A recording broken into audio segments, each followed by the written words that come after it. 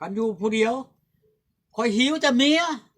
บ่มีเมียยังขาดแต่เมียวะเด้อ คันห้องกินนี่โอ้กู บ่เคยขาดบ่ เคยสิกินสิเว้าอำหอมไปหยังบ่แม่นว่าโอ้ย แต่ใดได้บ่เจิดมียังได้มาตอนพ่อใหญ่มื้อนี้แต่ละคนนี่ต้องมีนะของตอนพ่อให แต่ละคน ญ่ นี่บ่ได้ขาด บ่ได้มีหยังมากมายมื้อนี้นะ นี่ต้องมียังบ่มียังก็ต้องมีบัตรเติมเงิน เอาใบเดียว2ใบ นี่ เอาได้ เห็นบ่นี่ แต่ละช่องใบ เบิ่งเอานี่ บัตรเติมเงิน บัตรอีกบัตรเติมเงิน แต่ละคนเนาะ สิเว้าได้หลายชั้นเบิ่งเอานี่ห้องกินอีกหั่นดิมาแต่ละคนได้นี่ได้ แหม่ บัตรนั่นโอ้ย ผมว่า ที่แต่ข่อยบ่มีโทรศัพท์หลาย ผมว่าสิเอามี มีแต่ บัตร ชาม เนาะ หน่วย 3เครื่อง นี่มื้อนี่น่ะเห็นบ่นี่จักใบแล้วนี่อ โอ้ อกมานี่ ทบแบ่งกันจากใบบ่ได้บ่ตุ เออ อยากได้นำอยู่ได้เดี๋ยวนี้ได้คือลายแวะบัตรเลยนะ แต่ละคนมานี่ผู้ช้องนี่มันจักใบแล้วนี่ เป็นแส สิบ น ใบ เลย ใบ นะอยู่ เลย หั่น นี่ น่ะ แสนกว่าเลยนี่ โดย อ้าวหมู่เจ้าได้บ่ข่อยอยากถามมึงว่าโอ้ยถือว่าหลาย อ เท่า ยู่บ่อนเดียวกับบัตรเติมเงินมามีบ่เด้อใหญ่ บ่แม่นว่าข่อยนี่สิไปทุกข์ยากได้เด้ออันนี้เด้อ บ่ได้คาดแบบนี้เนาะ บ่ได้ขาดจักเทื่อไอ้น้องเอ้ย FC บ่ได้ เอ้ยจังว่า FC ฮอบประเทศ คัน ลาว ได้ เนาะ เมียมานั่นนี่คือกันแม่งแข้งมันชื่อชาวพันธุ์นี่ ก็มันนี่ได้พ่อใหญ่แซ่บเลยนะ มัน กิน เห็บ่ แซ่บเลย ผู้ นะ ชื่อมันนี่ว่า ลูกมันมีตัวอ้วนแซ่บเลย โอ้ นะ ยขี้แล้วจังว่าลูกหลาน เจลเนาะคักไป เขาชื่อ แจ้ เจ้าว ได้ พัน นี่ ธุ์ ได ชื่อเจ้าพันธุ์มาให้พ่อใหญ่ แมนสู้แมน แจ้วแล้ว คัก มันเด้นี่ แม่ แจ้วแล้วจ้ำไม่บอก แม่ เอาจ้ำเอาพักแน่ มันออกคล้ายๆกับอัน มีผักเตี้ยวเนาะพ่อใหญ่ผักเตี้ยวเนาะ พักติ้วคนเก่ามาเนี่ย ผักเตี้ยว กินรถแล้วนี่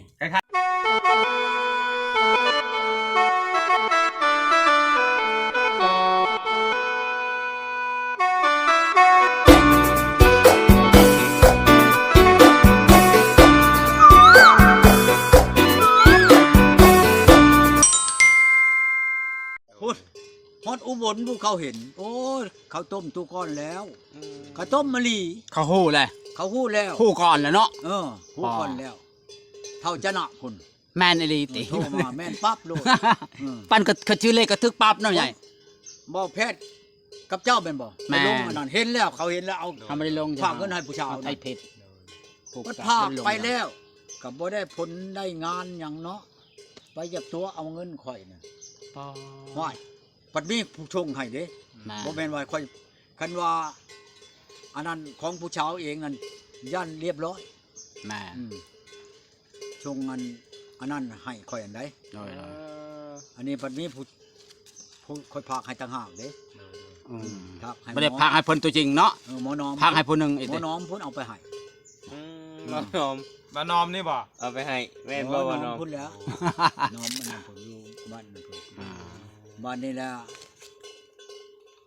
ค่อยก็บ่ได้พากหลายดอก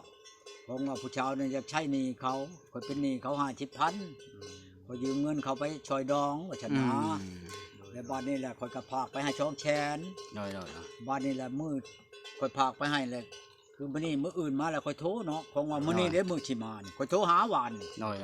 ปิดโทรศัพท์เนี่ย ว่าจะไปรับมื้อเช้านี้ปิดโทรศัพท์แล้วบ่ ปดปิดโทรศัพท์แล้วคอยเว้าบัดนี้ คนนัดมื้อนี้เนาะจะไปรับเลยเนาะแม่ใหญ่ คอยเว้า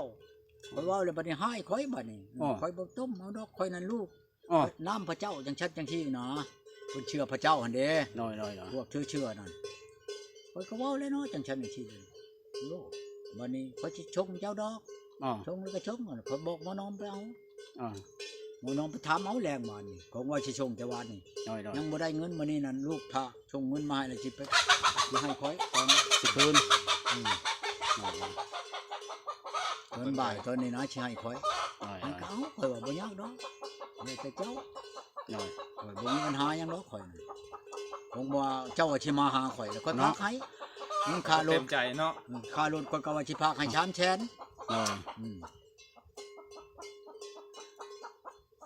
นั่นนะ คือเลยเนาะ โอ้ย เป็นแต่เชื่อเลยความบอกของ คือ เรา กันกับอันชาวอยู่อันชลวัฒน์นั่นแหละเนาะ ว่าคือคัก พา คือแน่ ขึ้นไม้ก่อยในเมื่อวันจันทร์นี่ก่อยสิไปแต่ก่อนวันจันทร์ก่อนก่อนวันจันทร์มันจะม้อยอีกวันนี้ใช้จะว่าเจ้าชีมาเมื่อวันจันทร์โอ้ยข่อยยังเบิ่งแม่ข่อย แม่ข่อยยังเป็นไข่เป็นหยังอยู่จันทร์หน้าก่อนจันทร์สิมามื้ออื่นมื้อนี่ ปิดโทรศัพท์เมียนอีก อ๋อ ฮอดบ่เปิดบัดนี้เปิดเฮาบ่ฮับบัดนี้นี่เด้อข่อยสิโทรใช้อันเบอร์มันนั่นเบอร์11นี่ชุดท้ายนี่ จะจำเบอร์ได้ผู้สาวหลายเนาะ อ้าวได้แล้วบ่ สาว30ก็เราจำเบอร์เขาแล้วเลย2คนยังจำบ่ได้เบอร์ไผ ติด จำบ่ได้อย่างไดเขียนเราเขียนชื่อไว้ ไม่ได้เขียนเราจำสุดท้ายเอาเบอร์ถ่าย เขียนแม่นเด้ เขียนแล้ว นี่เด้อนี่ขอโทรหาเลยนี่ติดนี่ แต่ทำบ่ฮับ กันมันหับนี่ก็โชคดีค่อยนี่ กัน ขอ ทำ โทรว่านี่ลูกหับแม่ค่อยไปอันเฮ็ดอันนั้นอยู่อันเพียงอยู่ปักช่องว่ะเฮิงบ่ได้แม่จะมาบ่จักแล้วว่ะนี่ติดนี่ ทำบ่ฮับ หากมันบอกลูกมันแม่นแหละคันมันเบอร์นี่โทรมาแล้วให้มึงเว้าเด้อสิเว้าได้นั้นเนาะ แม่น ธรรมดานี่แม่กับลูกเนี่ยมันบ่ต้องวางให้ลูกโทรศัพท์นี่มันต้องเอาถือไป น้อย คันมือถือนี่030นี่ แม่นเบอ คัน ร์ ว่า ตั้งโตคือเจ้านี่แหละ ตั้งโต๊ะนี่เบอร์ตั้งโต๊ะ 2020 คันเบอร์ธรรมดานี่ต้องมันอันนั้นหาเห็นบ่อันนี้บ่มีคนหับสายเลยนะ เอาแล้วผม ว่า ว่า ในใจ ชิบหาย 030นี่ ถือตัวตลอด เจ้าเห็นอยู่บ่ โอ้ อันอีนี่นั่น เป็นได้เบาเจิดเบาน้อมสิไปน้ำตุจานบ่มือนั่นขึ้นไปดินอยู่บ้านพนมพรนี่ อยู่ทางไหนเนาะ ทางในชิปนัดผู้สาวไว้อยู่ได้ บ่ ไปน้ำบ่ ไป เอาแล้วมีแต่คนสิไปได้ตุจานได้ปั่น ไปก็ไปนะอันนี้เขาโทรเข้าได้นี่เนาะ แม่น เป็นรูปอยู่นี่เนาะเขายินข้อความเขาแม่นบ่ ตุจาน แม่นทุก อัน ข้อความเสียงทุก พาเบาน้อมขึ้นไปอีกนี่เด้ออันอยู่บ้านอันบุงปอนะ ใช้บันบุปอ บ้านนั้นนะจับได้บ่ายได้เบาน้อมบ่นะ บันปอ มันปอบ่ มึงนองคนไกลได้ติดชายแดนเวียดพง เบาน้อมขึ้นบ่ โอ้ยหักไปเลย ไปเลย ไปชี้หาเถื่อ แสดงว่าติดใจ แม่ จังไปเลยนี่ อยู่พุ่เด้ บ่น้อมมีหมู่บ่ มีแล้วหมอไม่ได้อึดอยู่คน ตุจานสิขึ้นไปเด้ มืออื่นนี่บนบางไฟอยู่ชายแดนเวียดเขาโทรมา แล้ว โมเขาโทรมาให้ขึ้นมานี่ยังบ่ทัน ยั แล้ว งก็ตามอันนี้ บุญบั้งไฟ คันว่าชี้ไกลๆเนี่ยไปนอนทางคืนนึงเนาะ มันไกล เอามาเด้อตูจานมาฮอดบ้านก็ได้มาลินเช้า แล้วค่อยสิให้เงินนั่นพิเศษเจ้าอีกจักหวัง2ล้านคนบ่ไปได้ บ่ไปบ่ บ่มันค่างัวข่อยนี่ โอ้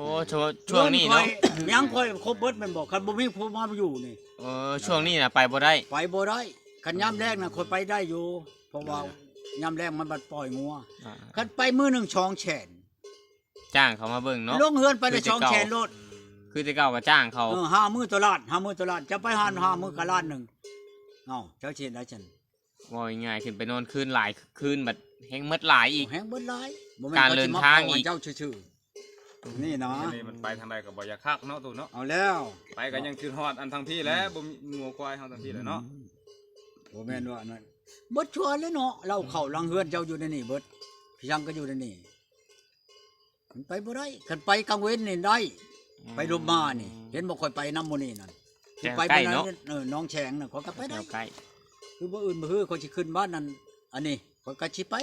ได้ ไปลมมาเด้ ไปได้ มาได้ นี่นะคันสิไปนอนวันชั้นขาโอ้ยขาแล้วข่อยก็ดีไปบ่ได้โลดบ่แม่นว่าบ่จะไปดอก